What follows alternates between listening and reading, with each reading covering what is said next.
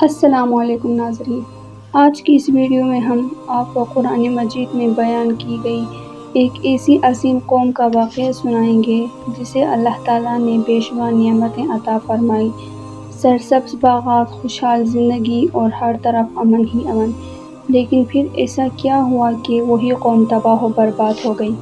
یہ ہے قوم سبا کی عبرتناک کہانی۔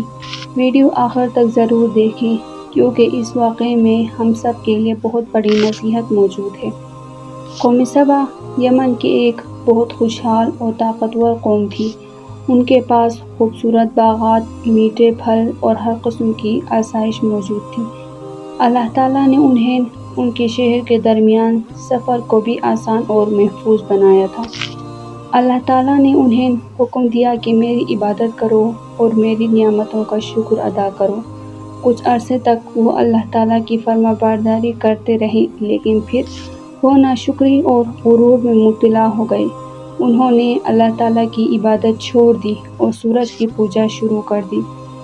حضرت اسماعیل علیہ السلام کے زمانے میں ہدہد پرندے نے خبر دی کہ سبا کے ملکہ اور اس کی قوم سورج کو سجدہ کرتے ہیں۔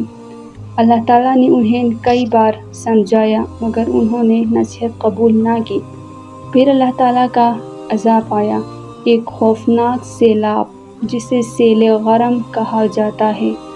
ان کے مضبوط بند توڑ کر ان کی پوری بستی پر چھا گیا۔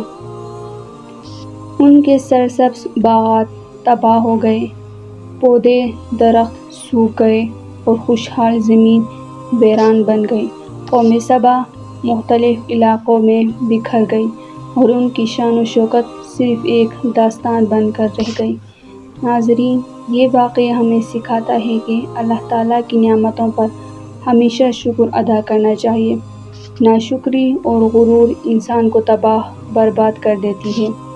اگر آپ کو یہ اسلامی واقعہ پسند آیا ہو تو ویڈیو کو لائک کریں، چینل کو سبسکرائب کریں اور بیل آئیکن ضرور دبائیں تاکہ مزید اسلامی واقعات آپ تک پہنچ سکیں۔